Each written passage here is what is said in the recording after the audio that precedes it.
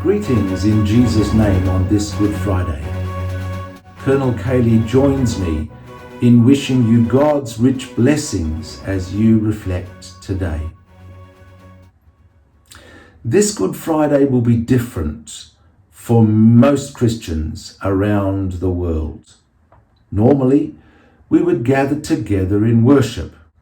Normally, we would reflect on the events of Good Friday, the trial of Jesus, the terrible whipping and mocking that Jesus endures, the difficult journey as Jesus carries his cross to Calvary, the scene at Calvary where Jesus is mocked and slowly dies in excruciating agony, the cry of Jesus, my God, why have you forsaken me?"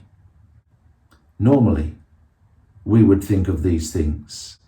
Normally, we would pause in silence and sorrow at the cross. But this year has not been normal. Instead, we are required to be separate from each other. We can still worship, but it must be in our own homes. But we can still pause in silence and sorrow at the cross.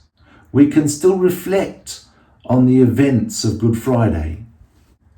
But our grief has an extra burden today. We have the burden of what is happening across our world.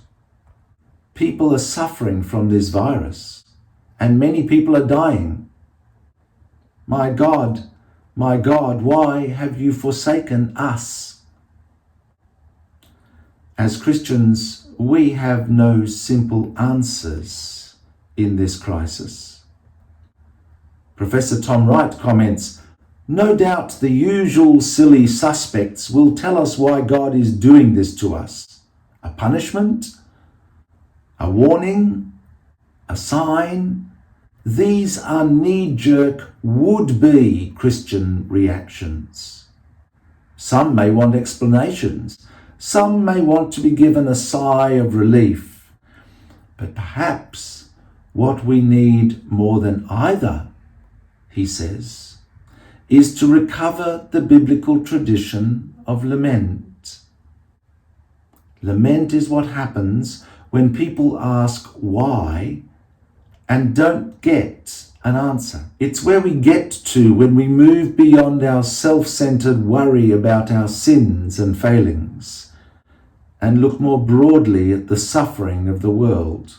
My God, why have you forsaken me? We ourselves may be suffering either from the illness itself or from restrictions on our lives to prevent it.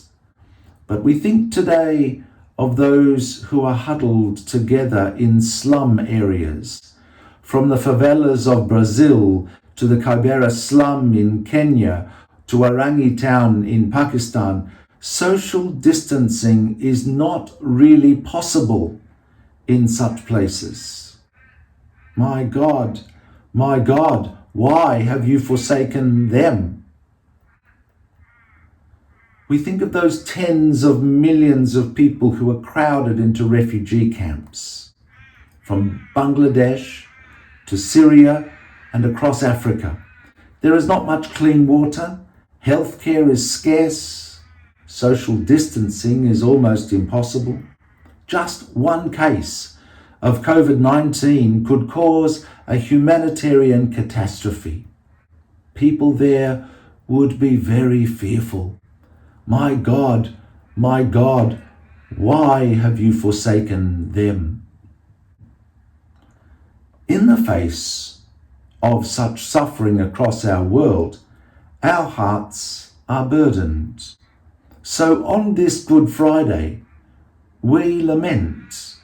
We hear again Jesus' words in agony on the cross.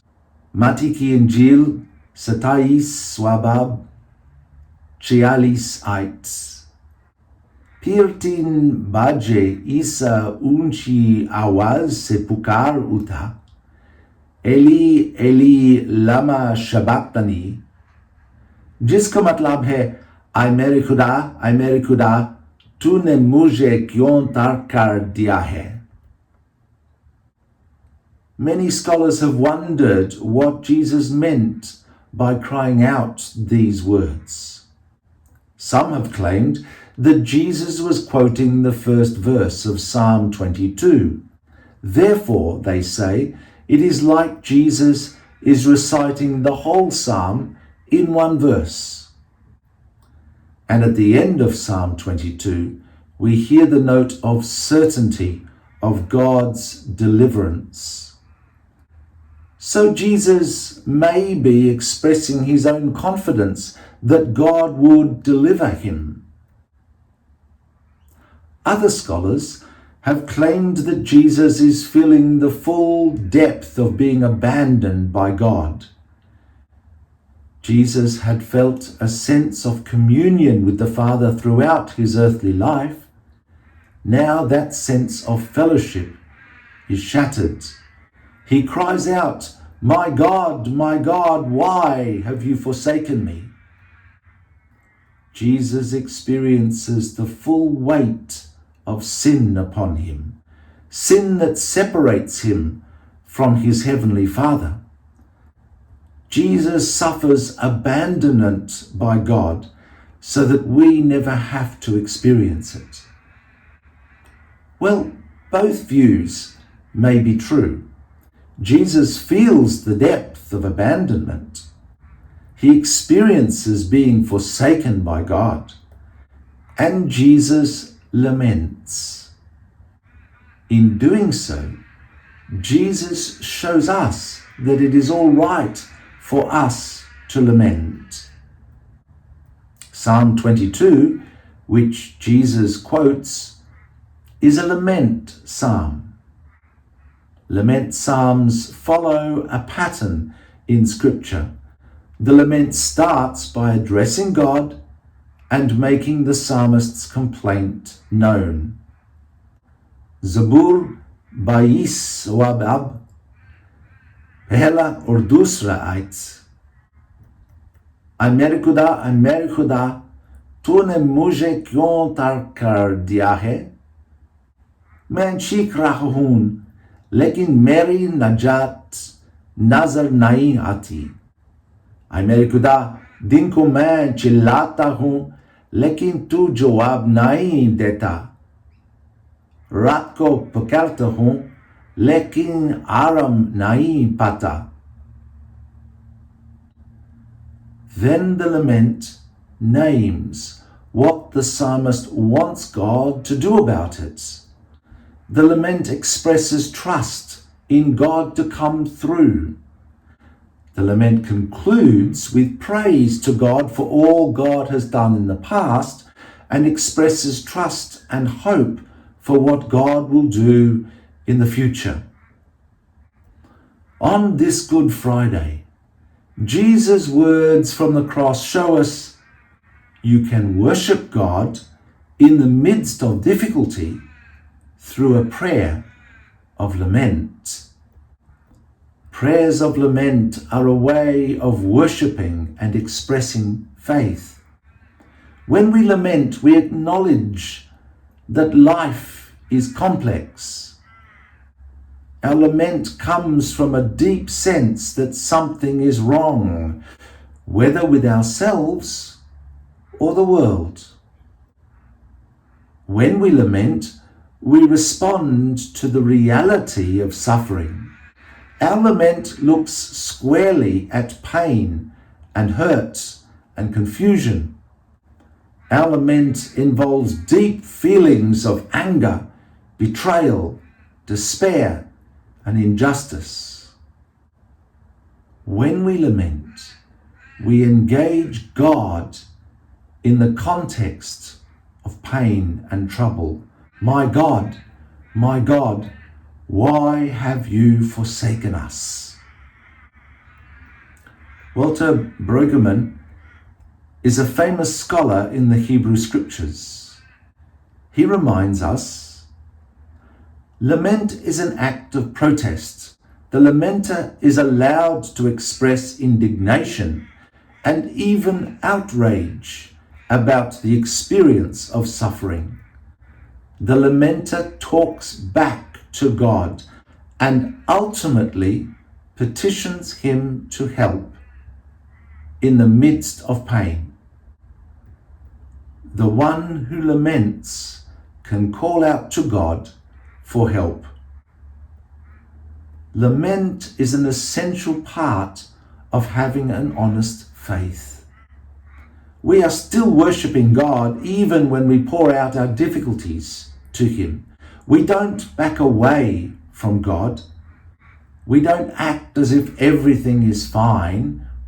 We face the pain and suffering, and we worship God with it. On this Good Friday, as we reflect on the cross, we know that Jesus was crushed by all the sin of the world throughout all time. We know that Jesus felt the full burden of a suffering world. We know that in his agony, Jesus felt abandoned by God. We know that Jesus may have felt a sense of hopelessness.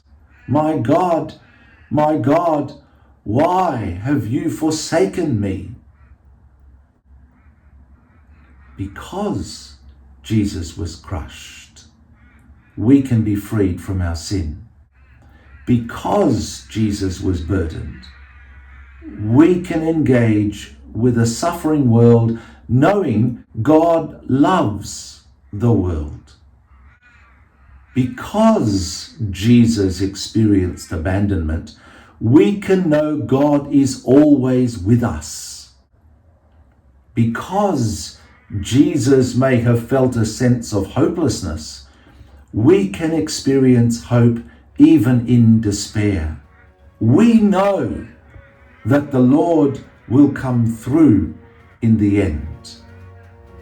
On this Good Friday, even as you lament, put your hope in God, who loves you and who loves the world. May God bless you.